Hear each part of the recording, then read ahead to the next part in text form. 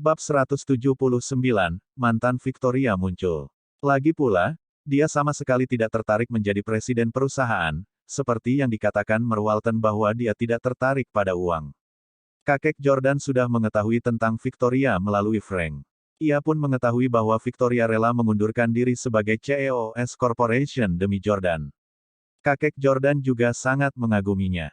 Pada saat yang sama, dia senang cucunya akhirnya menemukan seorang wanita yang tidak hanya mengejar harta benda. Kakek Jordan berkata, bagus, tetapi nilai pasar Perry Express diperkirakan beberapa miliar dolar. Tidak pantas membiarkan Victoria menjadi presiden segera. Petik 2. Jika kami melakukan itu, Anda mungkin tidak akan dapat terus merahasiakan identitas Anda dan tidak menonjolkan diri sebagai orang biasa. Aku akan membiarkan saudara perempuanmu yang keempat mengambil alih sebagai presiden Perry Express untuk saat ini, dan dia dapat bertindak sebagai penyangga untuk penyerahan posisi secara bertahap ke Victoria. Petik 2. Jordan merasa bahwa kakeknya telah membuat pertimbangan yang matang, dan dia juga sudah lama tidak bertemu saudara perempuannya, jadi dia berharap dia akan datang ke New York City. Ya, terima kasih, kakek. Setelah menutup telepon, Jordan memasuki ruangan lagi. Melihat Victoria, yang tertidur lelap, dia membelai rambutnya yang panjang. Dia melihat profil sampingnya yang dewasa dan memikat. Diam-diam dia berpikir, Victoria, kamu akan segera bisa menjadi presiden Perry Express dan presiden paling cantik di New York City. Petik 1. Bertahanlah selama beberapa hari lagi, sayang. Sekarang kamu milikku, aku akan membiarkan kamu mendapatkan semua yang kamu inginkan. Pantai, sinar matahari, pasir, pohon kelapa, gaun pengantin, karangan bunga. Jordan mengenakan setelan jas dan memegang tangan Hailey. Ini adalah ketiga kalinya Hailey mengenakan gaun pengantin berwarna putih. Hubi, kami akhirnya menikah lagi. Aku tahu kamu sangat mencintaiku, dan kamu masih mau menikah denganku meskipun aku sudah menikah dengan Tyler dan Chayden sebelumnya. Sylvie, berpakaian ke-9, bergegas dan menyerahkan Jordan sekotak tablet asam folat. Dengan senyum di wajahnya, dia berkata, menantuku tersayang, ini adalah tablet asam folat yang dimaksudkan untuk mencegah penyakit saraf pada bayi baru lahir. Anak sulungmu perempuan, kan? Bekerja keras dan berusahalah untuk mendapatkan anak lain sehingga ia juga dapat mewarisi aset keluarga Anda yang bernilai miliaran dolar. Hahaha. Elle juga mengenakan gaun bustier merah dan berjalan di pantai tanpa alas kaki. Dia berjalan perlahan dengan ekspresi sedih dan berkata, Jordan, kamu benar-benar bias terhadap Hailey.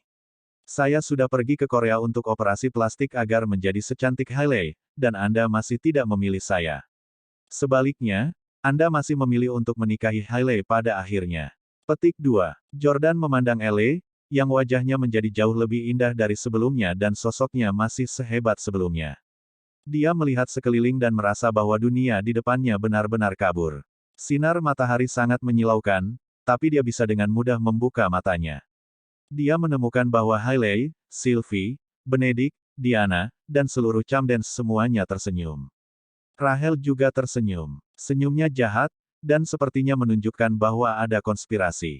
Lagi pula, orang yang menemaninya ke pesta pernikahan adalah Corey, mantan suaminya. Mereka bergandengan tangan, dan sepertinya mereka kembali bersama. Jordan sangat bingung sehingga dia tiba-tiba melepaskan tangan Hailey dan berteriak, mengapa aku harus menikahimu lagi? Di manakah lokasi Victoria? Victoria pacarku. Dia meninggal. Hailey berteriak pada Jordan. Keluarga Huxley membunuhnya, jadi kalian berdua tidak akan pernah bisa bersama lagi. Petik 2. Tidak, tidak, tidak. Terdengar suara gesekan. Jordan bangkit dari tempat tidur, berkeringat deras. Dia berada di ruangan yang gelap gulita, dan dia mengangkat teleponnya untuk melihat bahwa itu jam 2 pagi. Cahaya redup layar menyinari Hailey, yang tertidur lelap dengan damai. Ternyata hanya mimpi. Jordan terengah-engah ketika dia berpikir bahwa gambar-gambar tadi semuanya nyata. Dia turun dari tempat tidur, turun ke ruang tamu, dan menuangkan segelas air putih untuk dirinya sendiri, yang dia teguk sekaligus. Dia kemudian melanjutkan untuk menuangkan gelas kedua. Bagaimana saya bisa bermimpi aneh seperti itu? Aku tidak akan menikahi Hailey lagi. Aku bahkan tidak ingin melihatnya lagi. Sambil memegang segelas air di satu tangan, Jordan mengambil ponselnya di tangan yang lain dan membuka Instagram, hanya untuk melihat postingan Hailey di layarnya. Apa yang sedang terjadi? Bukankah dia sudah memblokirku? Pada hari Jordan dan Hailey bercerai, Hailey sudah memblokirnya di Instagram. Sejak itu, Jordan tidak bisa lagi melihat postingan Instagramnya atau mengiriminya pesan apapun. Namun, hari ini, Jordan tiba-tiba melihat postingan Hailey. Itu hanya berarti bahwa Hailey telah membebaskannya. Apakah Hailey telah menambahkan saya di Instagram lagi? Petik 2. Jordan buru-buru melihat isi postingan Hailey di Instagram. Hailey baru saja mempostingnya 10 menit yang lalu, dan Jordan menganggap bahwa dia masih terjaga. Dia telah memposting video kamar yang digunakan Hailey dan Jordan untuk tinggal di villa di Orlando. Puisi itu ditampilkan dalam video. Faktanya, apa yang saya nantikan hanyalah satu momen. Petik 2. Aku tidak pernah berharap kamu memberiku seluruh hidupmu. Musik latar video adalah klip audio yang dibuat Jordan dengan Nexus. Judul yang diketik Hailey adalah, memasuki ruangan ini adalah momen paling bahagia dalam hidupku. Petik 2. Hailey benar-benar memposting sesuatu seperti itu di malam pernikahannya. Sepertinya dia mulai merindukan masa lalu setelah mengetahui bahwa Chaiden juga bukan pria yang baik. Di sisi lain, Jordan hanya ingin mengatakan, melayanimu dengan benar. Jika kamu tahu sebelumnya, mengapa kamu melakukannya sejak awal? Jordan tidak akan mengasihani Hailey karena dia telah tinggal bersamanya selama 3 tahun, namun Hailey hanya melewatkan waktu dia tinggal di villa. Apakah dia tidak bahagia selama pernikahan mereka yang lain? Pada akhirnya, Hailey merindukan Jordan yang sukses dan bukan dia yang sekarang. Jordan tidak menyukai atau mengomentari postingan Instagram itu. Dia juga tidak memblokir Hailey karena dia tidak melihat kebutuhan untuk itu. Jika dia tidak ingin melihat postingan Hailey, dia bisa menyembunyikannya. Satu-satunya hal yang ingin dia lakukan adalah bersikap baik kepada Victoria, dan Hailey tidak lagi memiliki tempat di hatinya. Memikirkan mimpi barusan, Jordan tersenyum karena dia tahu itu tidak akan pernah terjadi dalam kehidupan nyata. Jordan malah akan menikahi Elle daripada Hailey yang promiskuous. Jordan juga tidak pergi bekerja selama 2 hari berikutnya. Dia hanya menemani Victoria ke mall untuk berbelanja pakaian dan perlengkapan rumah tangga. Mereka juga menangkap beberapa film. Adik perempuan Jordan juga memiliki jadwal yang sibuk karena dia memiliki perusahaan sendiri. Menjadi presiden Perry Express dan mengakuisisi saham Arnold akan membutuhkan waktu. Setelah beberapa hari, Jordan mulai bekerja sebagai kurir untuk Perry Express, dan dia memperoleh sekitar $1.000 sebulan. Ia ingin menimba pengalaman di industri kurir dalam negeri saat ini sebagai kurir level terendah. Itu sudah puncak musim panas di New York City. Victoria makan siang setiap hari, dan dia akan pergi ke tempat bernama toko buku musim semi untuk membaca buku. Itu seperti yang biasa dilakukan selebriti favoritnya di masa lalu. Pukul 5 sore, Victoria keluar dari toko buku, dan dia baru saja akan kembali ke villa untuk memasak dan menunggu Jordan. Mereka berdua kemudian mulai makan malam. Victoria baru saja mengeluarkan kunci mobil Porsche Panamera miliknya. Tiba-tiba, seorang pria berjas melangkah maju. Nona Clarke, Tuan Miller, silakan. Victoria menatap pria aneh di depannya dengan heran. Setelah itu, dia melihat sedan Mercedes S65 AMG hitam yang diparkir di belakang mobilnya. Ini mobil dari Houston. Victoria terkejut, dan dia berjalan ke depan. Jendela kursi belakang perlahan turun, dan suara seorang pria datang dari dalam. Victoria. Victoria tercengang saat melihat pria itu. Ini adalah pria yang telah menjadi sugar daddy-nya selama 3 tahun. Bab 180, melamar ke Victoria. Pria berkacamata itu tampak berusia setidaknya 50 tahun, dan dia sedikit gemuk. Namanya Russell Miller, orang terkaya di Houston dan pemilik perusahaan bernilai ratusan miliar. Victoria kehilangan kata-kata saat dia melihat Russell. Tiba-tiba, dia teringat saat dia menjadi kekasihnya 7 tahun yang lalu. Masuk ke mobil, kata Russell lembut dengan nada yang tidak bisa dibantah. Victoria membuka pintu mobil dan masuk, tampaknya karena insting. Setelah masuk ke dalam mobil, aroma feminin memenuhi seluruh mobil. Russell menggulung jendela mobil lagi, dan sopir tadi juga berdiri di luar mobil tanpa masuk. Mereka berdua duduk dengan tenang di dalam kursi belakang mobil yang diparkir di pinggir jalan, dan jendela-jendela yang sangat gelap menghalangi mereka untuk diketahui.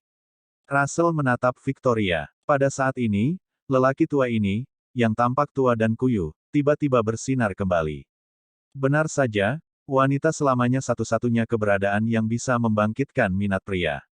Kamu masih secantik dulu, dan faktanya, kamu jauh lebih feminin sekarang. Russell memegang tangan ramping Victoria. Victoria berkata dengan nada bermusuhan, kamu sudah tua. Petik 2. Victoria sepertinya sangat mengerti bagaimana membuat Russell marah.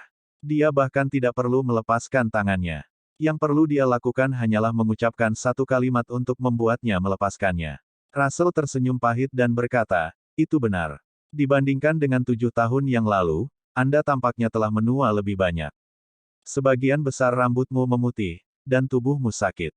Petik 2. Victoria dan Russell tidak bertemu satu sama lain selama 7 tahun. Ketika dia melihat betapa kurusnya dia, emosi Victoria juga sangat rumit. Orang-orang menua, kata Victoria menghibur.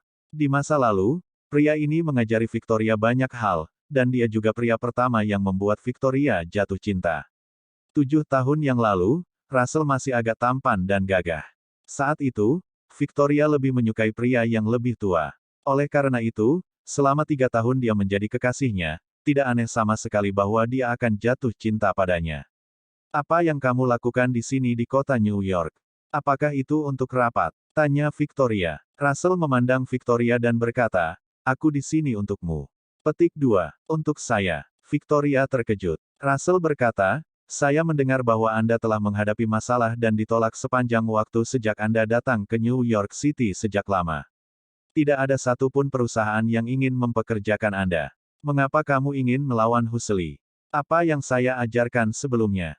Anda seorang wanita, jadi Anda harus menggunakan keuntungan alami Anda untuk membujuk setiap bos yang ada. Dalam 7 tahun terakhir, kamu telah melakukannya dengan baik di Orlando. Tetapi mengapa kamu melupakan semua yang aku ajarkan sejak kamu datang ke New York City?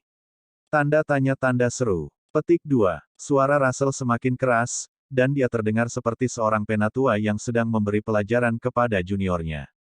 Victoria telah dilatih oleh Russell, jadi tentu saja dia layak untuk mendidik Victoria. Victoria memiringkan kepalanya ke samping dan berkata dengan keras kepala, aku memilih ini sendiri. Anda tidak perlu repot. Petik 2. Russell mengulurkan kedua tangannya ke leher Victoria dan memutar kepalanya ke belakang lagi. Dia berkata, bagaimana mungkin aku mengabaikanmu? Jika aku meninggalkanmu sendirian, biarkan para gangster yang tidak kompeten itu terus merayumu saat itu. Lihat adikmu terus diganggu di sekolah, apakah kamu akan berada di tempatmu hari ini? Petik 2. Victoria menundukkan kepalanya dan meletakkan tangannya di atas roknya dengan patuh.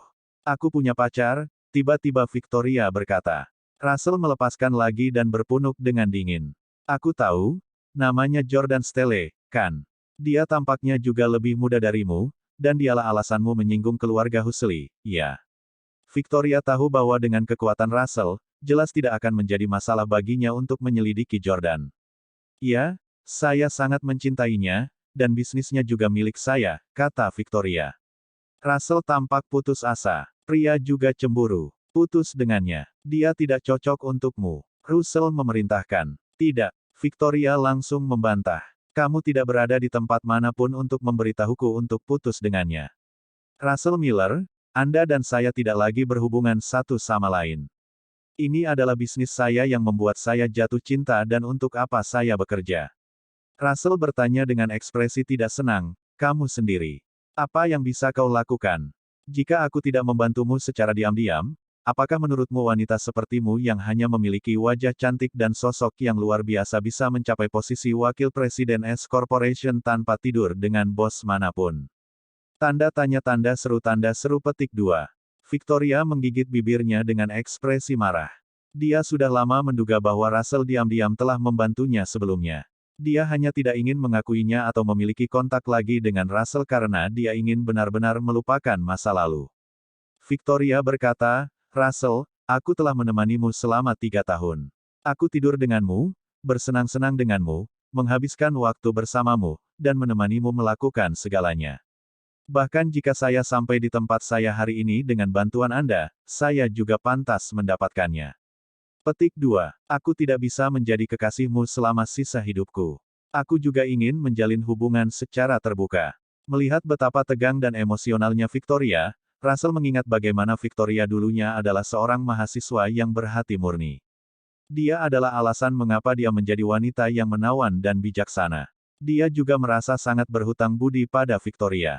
Russell sekali lagi memegang tangan Victoria dan berkata, "Victoria, aku tahu aku telah menganiayamu dengan membuatmu tetap menjadi kekasihku selama kita bersama. Petik 2. 7 tahun yang lalu, kamu memaksaku untuk menikahimu, dan jika tidak, kamu akan meninggalkanku. Saat itu, aku tidak bisa menceraikannya, aku juga tidak bisa menikahimu. Petik 2. Tapi aku bisa menikahimu sekarang, Victoria. Aku bisa menjadikanmu istriku." Russell adalah orang terkaya di kota itu. Dengan aset bernilai miliaran dolar, dia memiliki banyak wanita yang melemparkan diri ke arahnya. Victoria sedikit terkejut. "Apakah kamu tidak takut pada istrimu lagi?" Russell berkata, "Dia meninggal setahun yang lalu." Victoria berpunuk dengan dingin dan berpikir bahwa tidak heran jika Russell berani menikahinya. 7 tahun lalu, Victoria memang meminta Russell untuk menikahinya. Dia membutuhkan nama yang tepat, dan dia tidak ingin terus menjadi wanita simpanan secara rahasia. Namun, dia tidak ingin menjadi istri Russell lagi. Victoria langsung berkata, "Maaf, sudah ada pria yang saya cintai. Aku tidak akan menikahimu." Russell tertawa dan berkata, dia hanya seorang pria yang telah menjadi suami yang tinggal di rumah selama 3 tahun. "Hah? Victoria, kau sudah bersamaku selama 3 tahun. Bagaimana saya bisa tidak tahu wanita seperti apa Anda? Kamu tidak bisa menyukai pria yang tidak berguna. Anda harus berkencan dengan pria yang memiliki status lebih kuat dari Anda. Saya 100% yakin tentang itu. Tapi kamu benar. Anda mulai menjadi kekasih saya ketika Anda berusia 20 tahun, dan Anda tidak pernah berkencan dengan siapapun seusia Anda sejak saat itu. Jordan Stelle masih sangat muda, dan saya juga mendengar bahwa dia sangat tampan. Saya tidak bisa dibandingkan dengan dia, tidak peduli seberapa kaya saya." Petik 2. Bagaimana dengan ini? Aku akan memberimu setengah tahun. Dalam 6 bulan terakhir, Anda dapat terus berkencan dengannya dan pergi kemanapun di dunia ini untuk berlibur. Begitu kamu